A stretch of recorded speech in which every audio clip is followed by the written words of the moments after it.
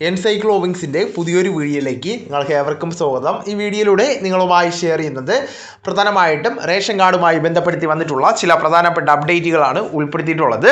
നമ്മുടെ വീഡിയോ സാധ്യമായി കാണുന്ന സുഹൃത്തുക്കളാണെങ്കിൽ ആദ്യമേ തന്നെ ചാനലൊന്ന് സബ്സ്ക്രൈബ് ചെയ്യുക.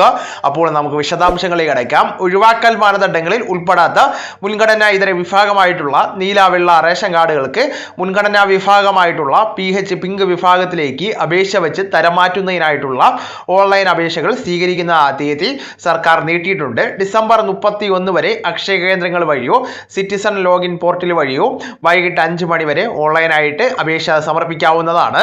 നിലവിലെ നീല വെള്ള കാർഡുകാർക്ക് പൊതുവെ അരിവിഹിതം കുറവാണ്, മറ്റ് ആനുകൂല്യങ്ങളും ലഭിക്കാറില്ല. അതിനാൽ അർഹതയുള്ള നീല വെള്ള കാർഡ് മുൻഗണനാ വിഭാഗമായിട്ടുള്ള PH പിങ്ക് കാർഡിലേക്ക് മാറ്റുന്നതിനായിട്ട് അപേക്ഷ വയ്ക്കുവാൻ ശ്രദ്ധിക്കേണ്ടതാണ്.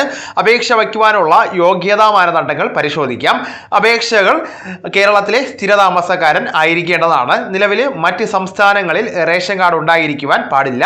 സർക്കാർ, അർദ്ധ സർക്കാർ ജീവനക്കാർ, 30,000 രൂപയിൽ കൂടുതൽ പ്രതിമാസ വരുമാനമുള്ളവർ, 1000 ചതുരശ്ര അടിയിൽ കൂടുതൽ വിസ്തീർണമുള്ള വീടുള്ളവർ, 4 ചക്ര വാഹനമുള്ളവർ, ടാക്സി ഒഴികെ എന്നിവർ അർഹത ഉണ്ടായിരിക്കുന്നതല്ല. ആവശ്യമായിട്ടുള്ള രേഖകൾ പരിശോധിക്കുമ്പോൾ നിലവിലുള്ള റേഷൻ കാർഡിന്റെ പകർപ്പ്, അപേക്ഷകന്റെയും കുടുംബാംഗങ്ങളുടെയും ആധാർ കാർഡ്, വരുമാന സർട്ടിഫിക്കറ്റ്, താമസ സർട്ടിഫിക്കറ്റ് അല്ലെങ്കിൽ ഇലക്ട്രിസിറ്റി ബിൽ അല്ലെങ്കിൽ വാട്ടർ ബില്ല്, ഗുരുതരമായിട്ടുള്ള അസുഖങ്ങളുള്ളവരാണ് എങ്കിൽ അതിന്റെ medical certificate ഹാജരാക്കേണ്ടതാണ്.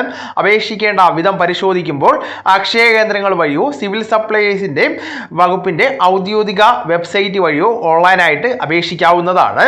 Taluk supply ഓഫീസിലോ city rationing ഓഫീസിലോ നേരിട്ട് അപേക്ഷ സമർപ്പിക്കാവുന്നതാണ്. അപ്പോൾ ഈ വിവരം നിങ്ങളുടെ സുഹൃത്തുക്കളിലേക്കും മറ്റ് ഗ്രൂപ്പുകളിലേക്കും കൂടെ ഷെയർ ചെയ്യുക. നമുക്ക് തുടർന്നും വിജ്ഞാനപരമായിട്ടുള്ള മറ്റ് വീഡിയോസും ആനുകാലിക വിവരങ്ങളുമായിട്ട് വീണ്ടും കാണാം. അതുവരെ ഗുഡ് ബൈ.